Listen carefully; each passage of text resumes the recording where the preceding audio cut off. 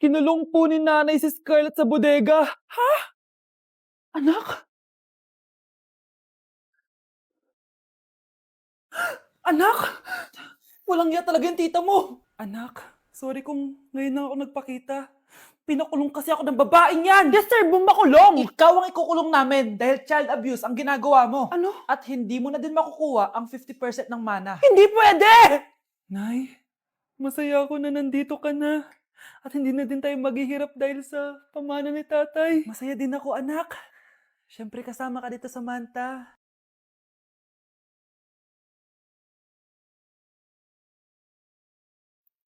Ano ba? Bakit tawag ka ng tawag, ha? Oo, wala silang kaalam-alam. Sige na, baka mahuli pa tayo. Sa wakas, sa atin na ang mana. Maghahati tayo dito. Palayasin mo ni mga batang yun, ha? Ako bahala. Ang galing talaga natin magpanggap date. Mga anak, aalis na tayo dito sa bahay. Lilipat tayo sa mas malaking bahay. O eto, mga gamit nyo, inimpake ko na. Talaga, Nay? Scarlett, huwag ka maniwala dyan. Nagpapanggap lang yung nanay mo. Samantha, ano yung mga pinagsasabi mo? Magjowa sila ni attorney. Sinet up nila tayo. Ganyan ba ang ugali mo, Samantha? Kaparehas ng nanay mong sinungaling? Samantha, ano ba? Kung ayaw mo sumama, edi wag. Sige, kung totoong anak mo talaga si Scarlett, saan at kailan mo siya ipinanganak? Ang dali naman yan. Edi sa Manila. Pinanganak ako sa ibang bansa. Hindi ikaw ang nanay ko. Ay, oo nga pala, sa ibang bansa pala. Sorry, nakalimutan ko. Ang dami namang drama. Total, nasa amin na ang mana. Umalis na kayong dalawa. Kung ayaw niyong pati kayo, ipakulong ko. Kung meron mang makukulong, kayong dalawa yon. Salamat sa pagtawag, Samantha. Inaaresto kita, attorney, sa kasong panloloko. Palpak ka talaga! Naisahan niyo ako ngayon, ha? Hindi pa ako tapos sa inyo. Talagang sinira mo yung sarili mo, attorney, para sa pera. At ang dami mo na palang naloko. Samantha, huwag na tayong maghiwalay, please. Oo, Scarlett. Dito lang ako palagi sa tabi mo. Kayong dalawa, mag-ingat kayo palagi, ha? Gamitin niyo na maayos sa pamana ng tatay niyo. Salamat po. Kyle, anak! Uuwi yung mga kapatid mo! Talaga, Nay? Tagal kong hinintay ito. Grabe. Akala ko nakalimutan na nila tayo kasi successful na sila eh. Miss ko na sila. Tagal na din nung last na pumunta sila dito. O sige na, anak. Hintayin mo sila sa labas, ha? Maghahanda lang ako ng kakainin natin mamaya. Uy, Kyle. Balita ko, uuwi yung mga kapatid mo ah. Opo, tita. Paano niyo po nalaman? Basta! Siguro proud yung nanay mo kasi successful yung mga anak niya, no? Oo naman, tita. Nagbunga lahat ng paghihirap ni nanay sa kanila. Deserve niyo yan. Malapit nyo nang malaman ng totoo. Walang sikretong hindi nabubunyag. Pasok na po ako, tita. Sige. Hello, Nay! Nandito na yung anak mong doktor, all the way from New York! Hi, Nay! Nandito na yung anak mong teacher, all the way from Central Elementary School! Hello, Nay! Nandito na yung anak mong engineer.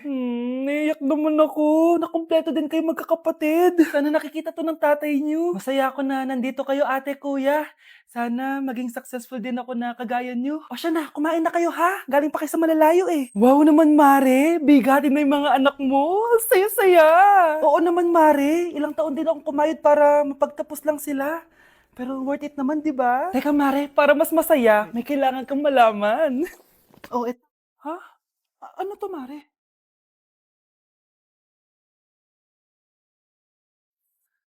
Nay, bakit po? Mga sinungaling kayo? Paano niyo nagawa sa akin to, ha?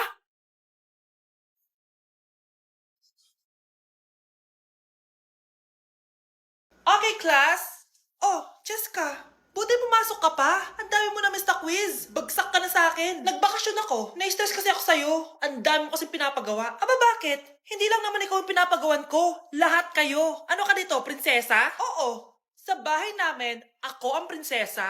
Kaya kayong lahat, sumunod kayo sa akin. Pumunta ka sa guidance office. Hindi po, ate.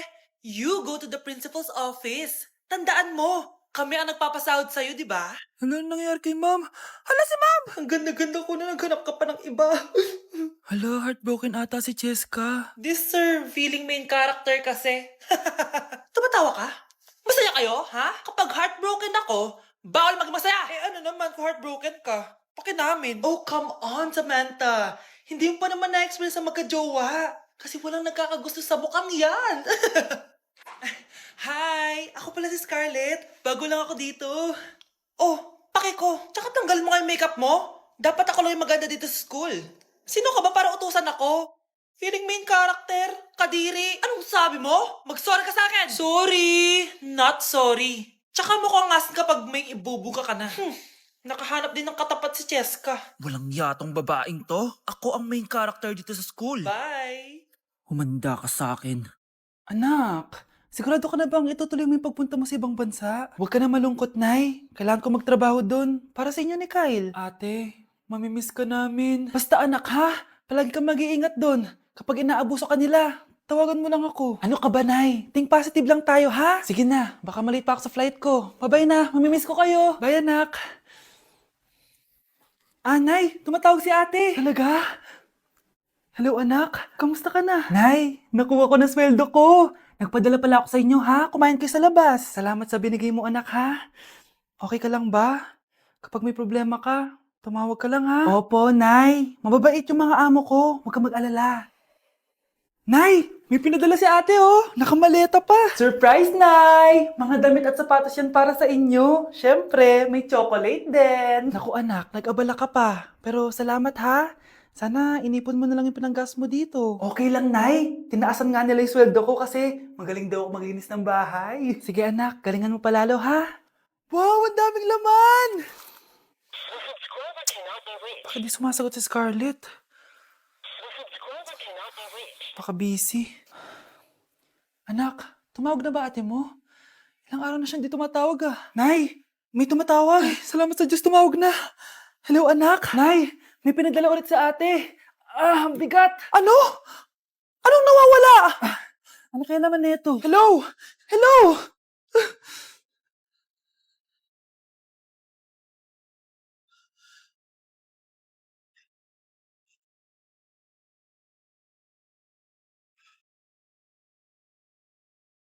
Aroy, tinanggalan ako ng ngipin. Napakalaki ng tinanggal sa akin. Hello guys, kung napapansin nyo, naka-brace na naman ako. Ilang araw din ako di makakain na maayos dahil sobrang sakit niya guys. So bakit nga ba ako nagpa-brace ulit? Fun fact lang guys, 6 years na ako naka-brace before. Pero di pa rin na-address yung issue sa ngipin ko. Kung makikita nyo sa picture guys, medyo palabas or flared yung ngipin ko. Kaya naman nag-decide na ako na magpa-brace ulit. Sabi din ng dentist ko, kailangan daw tanggalin yung 4 na premolars ko para daw pumasok yung mga ngipin ko. Kaya ngayong araw, tatanggalin yung mga premolars ko. Bago pala ako pumunta ng dentist, kumain na muna ako kasi alam ko di ako makakain mamaya. Buti na lang talaga masarap ang ulam at nakakain talaga ako na madami. Medyo kinakabahan nga ako kasi ngayon na lang ulit ako mabubunutan ng ngipin. Yung last bunot ko ata nung bata pa ako. Dahil tulog pa si Honey Bunch, di ko na siya gigisingin. Ako na lang mag-isa pupunta sa dentist. Good luck na lang talaga sa akin mamaya. So ayan, kinakausap na ako ni Doc. Sabi niya wala daw ako mararamdaman na sakit kasi may anesthesia naman daw na ilalagay. Ito pala yung x-ray ng mga ngipin ko. So yung may black dot dyan, yun yung mga tatanggalin. Kung makikita niyo din, impacted din yung wisdom tooth ko. So ipapatanggal ko din yan soon. Ito na guys, last look na buo ang ngipin ko. Kasi mamaya bungal na ako. Ayan guys, nilalagay na ni Doc yung numbing cream para kapag in-inject na ako ng anesthesia, wala na ako maramdaman. Dito sa part na to, di ko na ma-feel yung bunganga ko. At thank you Lord talaga, hindi siya masakit. Parang hinihila lang yung ngipin mo ganun. Charan! Tapos na, medyo nahirapan si Doc ha. Paano di mahihirapan? Sobrang laki ng kinukuha. Rate ko yung pain niya, siguro 3 out of 10 lang. Pero alam ko mamaya pa to sasakit pag wala na yung anesthesia. Sabi ko din kay Doc kung pwede ko bang itago yung ngipin ko, ilalagay ko lang sa ilalim ng unan. Eto na guys, ang itsura ng ngipin ko ngayon. Bungal ira na. Dalawa lang pala muna binunot ni Doc kasi next week daw yung dalawa pa. So yun lang naman guys, bye! Kakarating lang namin dito sa Vietnam at ano pa bang gagawin natin? Titikim tayo ng convenience store food. Hello, umuulan, tara na! Guys, hindi humihinto yung mga sasakyan dito kaya tatawid ka talaga. Update guys, buhay pa ako at hulaan nyo kung nasan ako. O diba, walang ganyan sa Pilipinas. First time namin dito sa Vietnam. Kaya naman excited ako kung ano ba meron dito sa convenience store nila. Kita nyo naman, ang dami din choices dito. Guys, may paanang manok dito oh. Check out natin to. Guys, parang asarap na tong Nutella banana oh. Guys, tignan yung hotdog dito oh. Kinakain daw to ng hello kaya i-check out na natin to. Tignan nyo yung mga drinks nila dito, parang lalagyan na lang ng ice. Parang masarap to guys oh, tong kulay ube. Yung pang what? Hala guys, may Vietnamese oh. Sarap! Check out ko din yan. Grabe, bakit ang mahal? 345,000? Tikman na natin. Una natin tong Nutella banana. Guys, tignan nyo.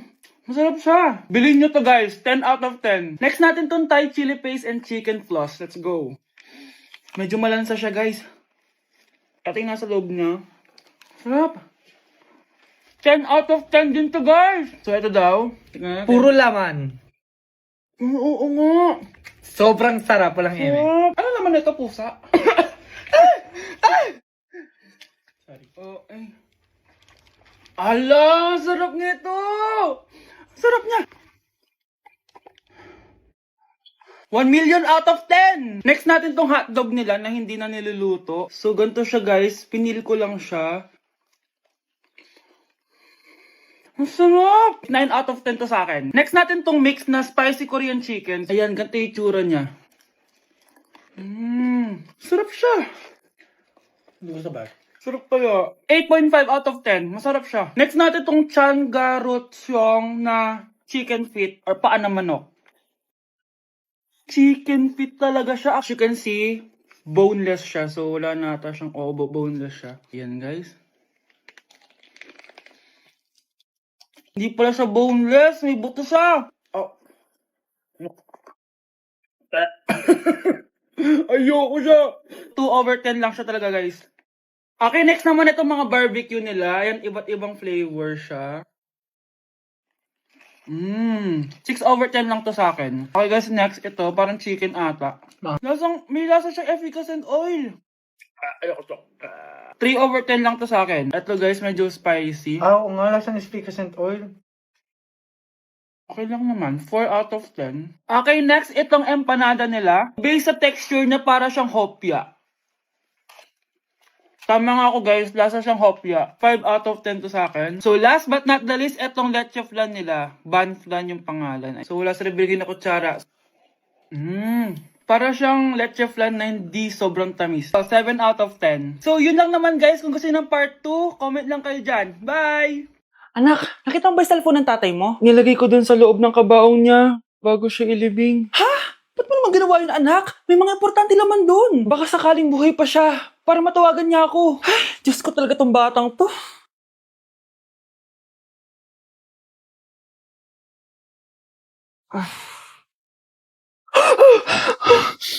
Matawag si tatay. Nay, kailangan natin pumunta sa sementeryo. Tumawag sa akin si tatay. Anak, pwede ba? Wala akong oras makipagbiruan sa'yo. Marami pa ako tatapusin trabaho. Pero nay, pag di ka pa tumigil, kukunin ko yung cellphone mo. Tay, sumagot ka. Alam kong buhay ka. Sa lahat ng pwede kong makita, ikaw pa talaga. Jessica, tinatawagan ko lang tatay ko. Nababaliw ko na talaga, no? Patay na tatay mo, di ba? Baliw. Hindi, buhay siya. Ito tandaan mo. Kapag hindi ka pa tumigil sa kabaliwan mo, susunod ka na sa tatay mo. Sinabihan akong baliw ni Jessica tapos sinaktan niya ako. Totoo naman, di ba? Nabuhay ka. Anak, nabalitaan mo na ba? Ha? Ang alin, Nay? Patay na si Jessica. Natagpuan siyang walang buhay dyan sa may ilog. Ano? Ay, Diyos ko, kawawang bata. Tay, sumagot ka na please. Ikaw! Ikaw ang pumatay sa anak ko! Ano? Eh, siya nga to ng away sa akin eh. Ikaw ang huli niyang kasama. Tandaan mo to. Isusunod kita sa tatay mo. Tay, hindi ko na alam gagawin ko. Sinisisi ako ng nanay ni Jessica sa pagkamatay ng anak niya. Natatakot ako. Anak, yung nanay ni Jessica. Oh, bakit nay? Pinatay daw.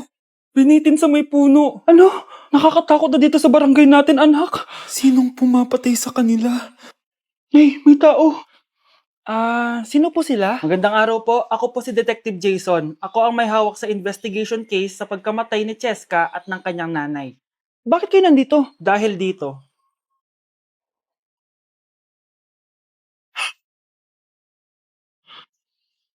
Nay, ikaw pumatay sa kanila? Oo, anak.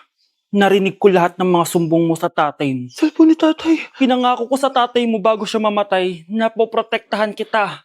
Kahit makapatay man ako ng tao. Sumama ka sa akin, ma'am, para ma-interview ka namin. Tandaan mo to, anak. Kahit nasa kulungan ako, poprotektahan kita.